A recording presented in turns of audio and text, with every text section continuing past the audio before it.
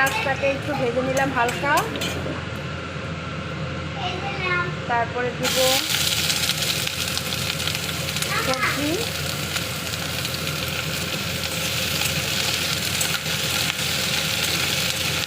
নাড়াচাড়া করবো। দারুণ টেস্ট হয় কিন্তু এই সবজিটা, দেখতে পারেন বাড়িতে ট্রাই করে।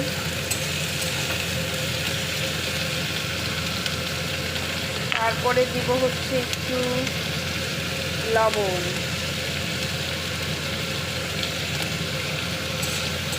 আরও একটু নাড়াচাড়া করে তারপরে একটু দিব হলুদ। আমার ছেলে বলছে যে ইংলিশে বলো, হিন্দিতে বলো, বাংলায় কেন বলছো? হলুদ দিব। এই তরকারিটা আমি সেদিনটা রান্না করেছি, দারুণ টেস্ট হয়েছে, দারুণ।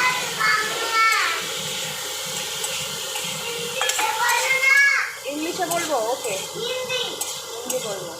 দিলাম। তারপরে দিব একটু হচ্ছে লঙ্কার গুঁড়ো। লঙ্কার গুঁড়োটা দিবে কেন? কালারটা তো দরকার, কালারটা হলে খেতেও মন যাবে। দিলাম লঙ্কার গুঁড়ো।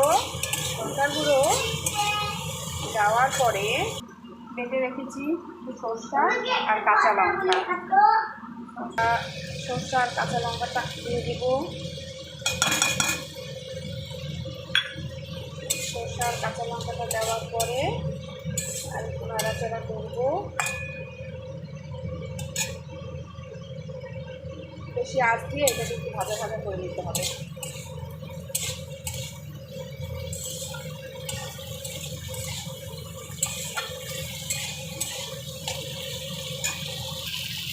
এখন এটাকে ভালো করে ভাজা ভাজা করে নিলাম।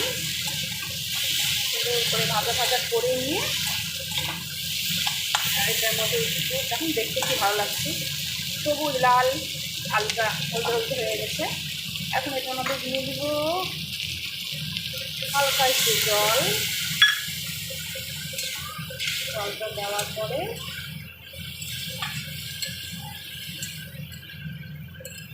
কিছুক্ষণ ঢেকে রেখে দেবো, হালকা আঁচ দিয়ে ঢেকে রেখে দেবো। এটা কিছুক্ষণ সিদ্ধ। এই তো আমার চচ্চড়ি রেডি। জানি না আপনাদের কেমন লাগবে, কিন্তু আমার তো খেতে খুব ভালো লাগে। এই বর্ষাকালে একটু খেয়ে দেখবেন।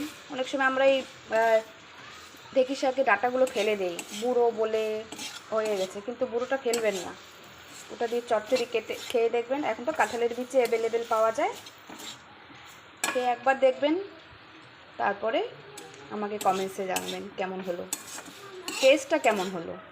রান্নাটা দেখে লাভ নেই, টেস্টটা। থ্যাংক ইউ, ভালো লাগলে জানাবেন, ঠিক আছে। এই যে আমার চচ্চড়ি ফিনিশড। এখন আমি এটা অফ করে নামিয়ে দেবো। Thank you.